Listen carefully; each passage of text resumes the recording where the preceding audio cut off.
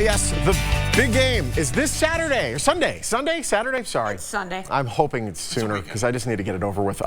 My Patriots up against the Falcons. However, our next guest was a member of the Green Bay Packers when they beat Drew Bledsoe and the Patriots. Big game 2 decades ago. Yeah, I think it was game 31. It was a big game. It's okay, Sean. It's over. And Sunday's a new game. Is he wearing the ring? No. Thank God. Okay. Our next guest here, Mike, became a champion when the Green Bay Packers beat the Patriots in 1996. He's a former NFL center. Mike Flanagan, welcome to the show, buddy. Thanks a lot for having me. It's always fun. Yeah.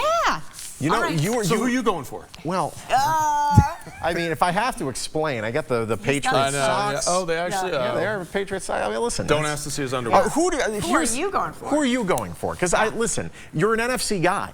Yeah.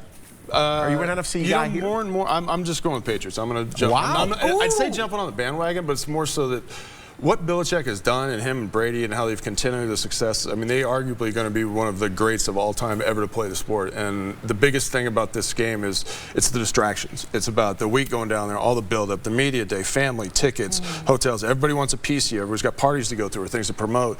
And it's the group that can stay focused and really tone that stuff out is going to do better. And Belichick's obviously done it a bunch of times. The Falcons are there for the first time. They got a young coach, a young team, which doesn't mean they're bad. It just means they're more likely to be, ooh, look at the pretty lights. You know, and not focus Their on lights the are ball. very pretty. So, but here's the one thing that worries me about the Falcons, and I have to give them credit. They have been the underdog all year. It's like, it's the Falcons. Listen, and they just keep proving them wrong over and over again. That leads me to believe they get like this nice head of steam coming in where they have a big chip on their shoulder and they want to prove everybody wrong. That is one of the great things in the NFL is that it's not really about the season. It's how you finish the season. It's always those teams that are on a roll at the end. They're killing it. Doing well. They're walking into it and they're with momentum and the confidence, and they have that swagger. I mean, there's no question. I worked with Kyle Shanahan when I was in Houston for a couple of years, and this is 10 years ago, and he has a great offensive mind even then. Obviously, his dad's has a lot of pedigree, but he knows how to X's and O's and how to do it, and they've been getting the most out of the players. So it'll be fun, but I think Belichick is ultimately going to get the win. Mike, let's talk about you a little bit. Let's look back at your time at the NFL. How do you look back on all those years? Well, everybody asks, do you miss it? And yes and no. I miss Tuesday's payday, but it's really it was time for me to go. I was beat up. They were kicking me out the door, and I was opening the door to get out. I was beat up. I've got all kinds of, like any old guy who's played a long time, you have a lot of issues, and it's just sometimes you just got to move on. And I was ready to have a family and be part of that with what turned out to be 2 girls and my wife. Wow! And yay! Congratulations. Yes, I know my world is run by women. I guess nothing ever changes. And you were a center. Yes. Let's talk about the position for a second, because that really it all kind of focuses on you. Or that's where it all starts. Well, sure, you can take credit for that. I'm the one who starts everything. No, it's more of a cerebral. Snap it wrong once, and everyone knows your name. I've done so many times. I mean, man, my funny one is I played in Minnesota in the Dome back with Favre, and I launched 2 balls over Brett's head in 2 series. And my routine at the time is I called my mom after the game, still a little mama's boy. And, so how'd it look? She said, well, I get to see my son say the F word on national TV. I'm like, those parabolic microphones pick up everything. Oh man! In those places, man, they put those big 8-foot speakers and they turn it in so it's facing your bench. You can't. I'm literally sitting this close and I can't hear. And I'm reading lips. And so I mean, really the fun part. It really is the locker room. It's the game. It's the game days. It's the banter. It's the. I mean. The stuff that goes on every day in there is just it's classic. I mean, it's comical. There are some sort of boundaries. It's not locker room talk, as some presidents have said, but that's like extreme stuff that I've never heard. But the stuff that goes back and forth really could set race relations back years. But it's all good.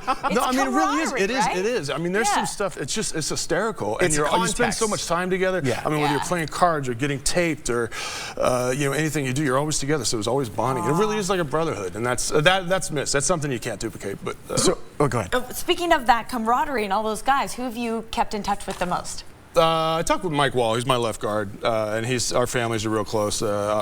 Marco Rivera is my right guard, and he's obviously we're family. We just came in the same time, so that group of fat guys all stay together. So we vacation together still. The wives probably talk more than the guys, but it's they're a good group of guys, and I still have some friends that they're the team doctor and trainers and stuff. It's a bond that it'll always be there. It's like the old friends you had when you're like 5th grade. They're always going to be your old friends, even if you don't see them for 20 years. You go back and fall right into the same routine. Absolutely. Who do you say the best center in the league right now?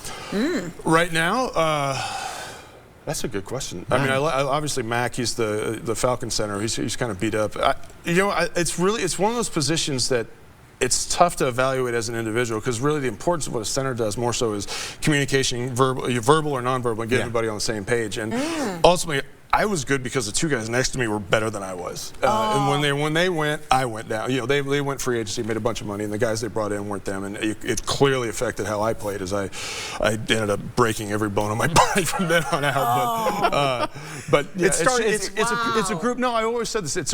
Give me 5 guys that are average that play well together, and it'll be better than any line ever if they've got like 2 studs, 2 Hall of Famers, and 3 guys that can't do it together. I've seen that. John Ogden lives out here, and he's one of the greatest players ever played a game, but he was never on offensive line. Was considered the best in the league that year, or one for the ages. I mean, we were when we in 2003, 2004. Less than a minute left. Want to talk really quickly about the possibility of the Raiders coming to Vegas. You live in Vegas now. Yeah. Your thoughts on that? I would love it.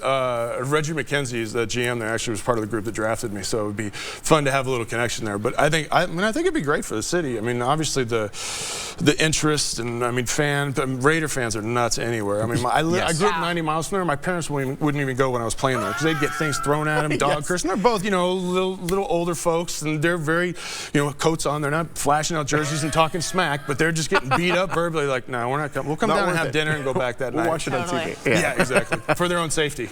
Oh my gosh, great having you, Mike. Thanks for having me. Thanks so much.